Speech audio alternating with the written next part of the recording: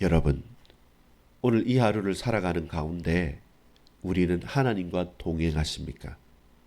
에녹같이 죽음을 맛보지 않고 하나님의 부르심을 받는 여러분, 칠흑 같은 어려움과 고통에 두려운 죽음을 이기는 신앙은 임마누엘입니다.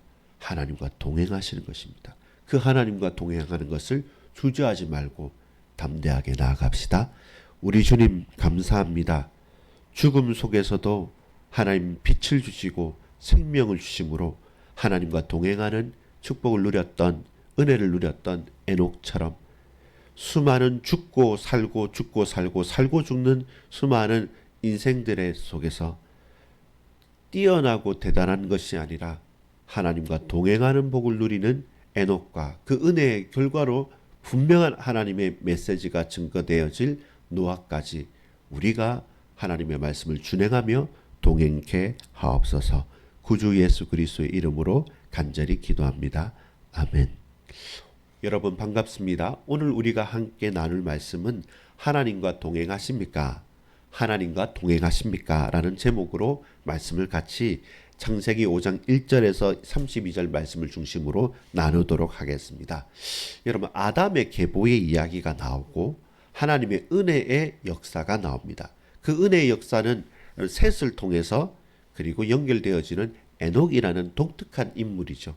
다 패턴이 분명합니다. 어떻게 분명합니까? 누가 누구에게서 낳습니다. 그리고 그 사람은 몇 세에 누구를 낳습니다. 그리고 수많은 다른 아들들과 딸들이 있었겠죠. 그리고 몇 세까지 살면서 자녀들을 많이 낳습니다. 그리고 죽었다. 이것이 간단한 계보의 이야기인데 그 계보의 이야기 속에 독특한 인물들이 나타나게 되죠. 그 사람이 에녹과 노아입니다. 자, 그렇다면 오늘 저와 여러분은 우리의 계보, 우리의 일생 가운데 우리가 붙들고 나아가야 될 이유 있는 특별한 가치는 무엇이겠습니까? 서론입니다. 서론입니다. 여러분은 하나님과 동행하십니까? 나는 하나님과 동행하고 있는가? 어떻습니까? 임마누엘 교회 이름도 있고요. 임마누엘 가게 이름도 있습니다. 그만큼 좋기 때문에 그 이름을 붙이는 것 아니겠습니까? 근데 하나님께서 우리와 함께 하신다는 그 임마누엘이 결국 오늘의 나의 삶에 성취되어지느냐? 지금도 하나님 나와 함께 계시는 건 맞습니까? 제일 먼저 우리가 큰 고통이나 환난이나 다른 사람이 당하지 않는 감당할 수 없는 일들을 당할 때 원망하고 고민하는 게 뭡니까? 하나님 살아계시면 이럴 수 있습니까? 아니 하나님 내가 이렇게 했는데 왜 내게만 이렇습니까? 다른 사람은 다 저런데 왜 나한테 그러세요? 아니 정말 하나님 살아계신다면 그럴 수 있습니까? 즉 개인적인 불만도 토로할 수 있고요. 또 어떤 큰 사회적인 참사 같은 거 있지 않습니까? 그 단원고 학생들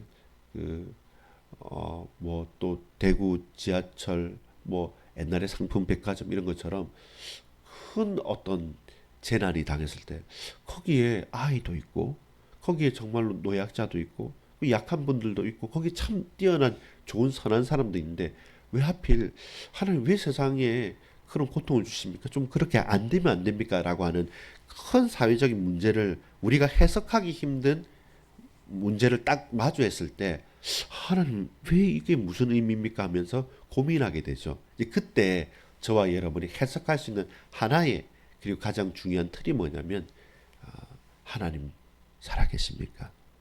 하나님 나와 함께하는 건 맞습니까? 나는 지금 하나님과 동행하는 건 맞습니까? 사실 이게 불신앙만이 아니라 스스로 내 믿음이 정말로 맞느냐라는 질문의 거리가 있죠. 그때 근본적인 질문이 그겁니다. 하나님, 내가 성공하기 위해서 내가 최선을 다해서 삽니다. 도와주세요. 도와주세요. 역사해 주세요. 능력으로 축복해 주세요. 이것은 사실 DM 말이고 정말로 근원적인 질문은 뭐냐면 하나님 살아계십니까? 그리고 그렇다면 왜 나는 이렇습니까? 나와 함께하는 거 맞습니까? 라고 하는 것이 아주 근본적인 질문이죠. 그런 근본적인 질문을 던질 수 있어야 됩니다. 그 근본적인 질문을 던질 때 우리에게 고백되는 게 뭐냐면 그때야 임마누엘이 고백되는 거죠.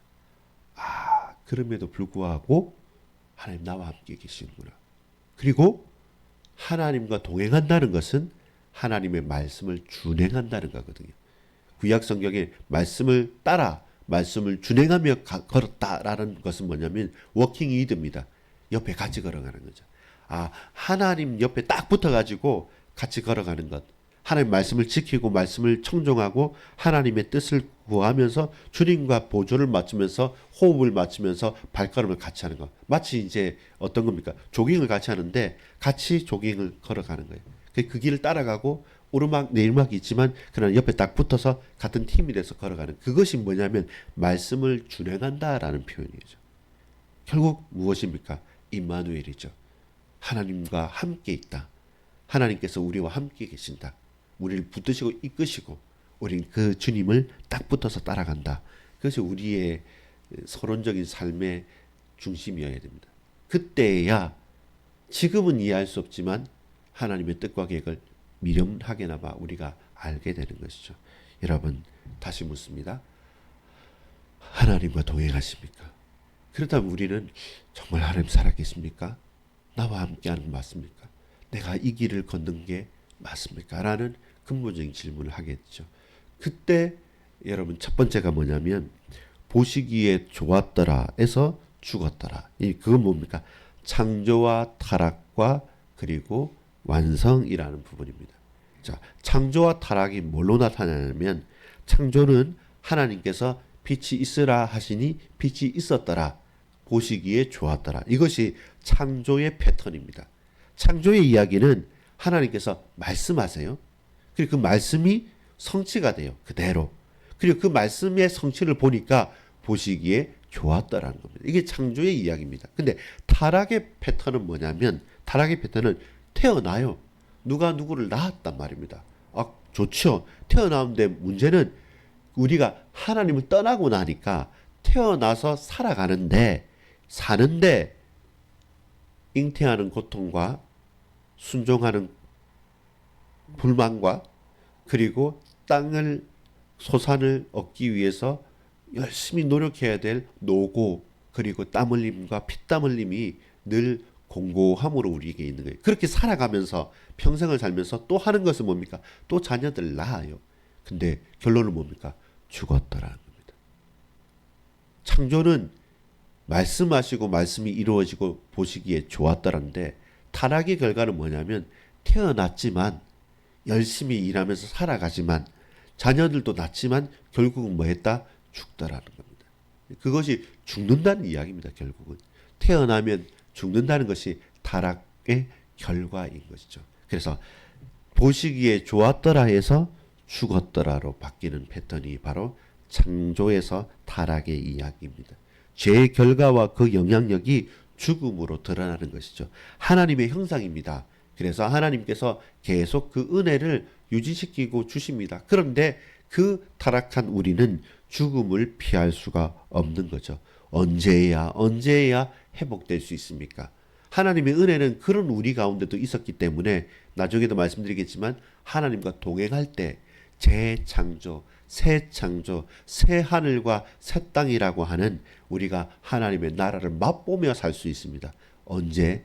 예수 그리스도께서 온전히 완성하신 하나님의 나라, 그 본향을 우리는 이 땅에서 사실 소망하며 살아가는 것이지 이 땅에서 누리며 살기는 어려운 것이죠. 그래서 그 모든 관계의 회복, 그 모든 죄에서 회복되어지는 유일한 길은 좋았더라에서 죽었더라.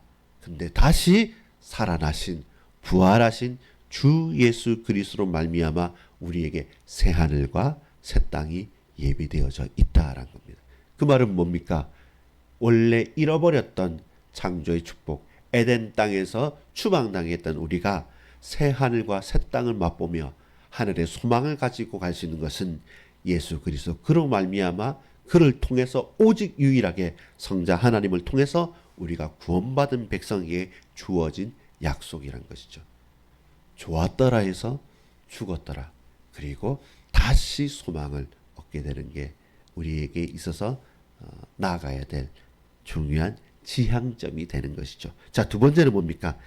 그 가운데 그러면 우리는 죽어서 나중에 마지막에 새 하늘과 새 땅을 맛보며 재창조의 능력을 얻을 것이냐라고 할 때 예수님과 마리아 마르다의 대화에서 또 나사로가 죽었을 때 뭡니까?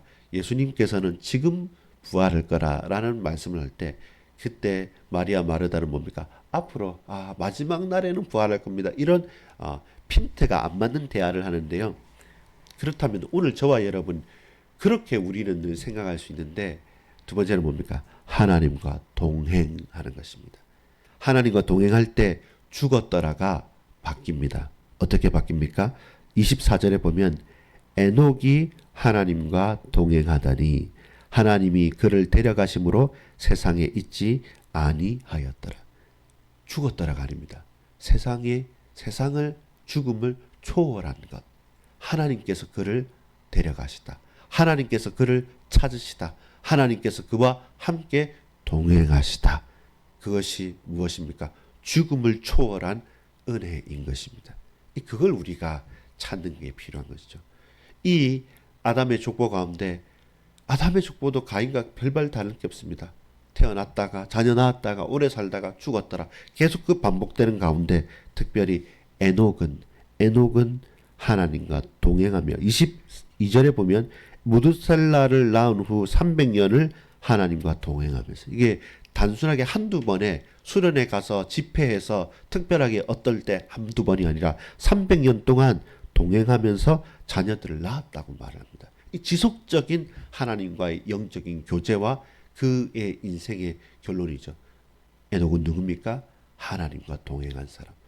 수많은 타락과 죽음의 역사 속에서 독특하게 하나님을 바라고 소망하며 끝까지 살았던 그 사람.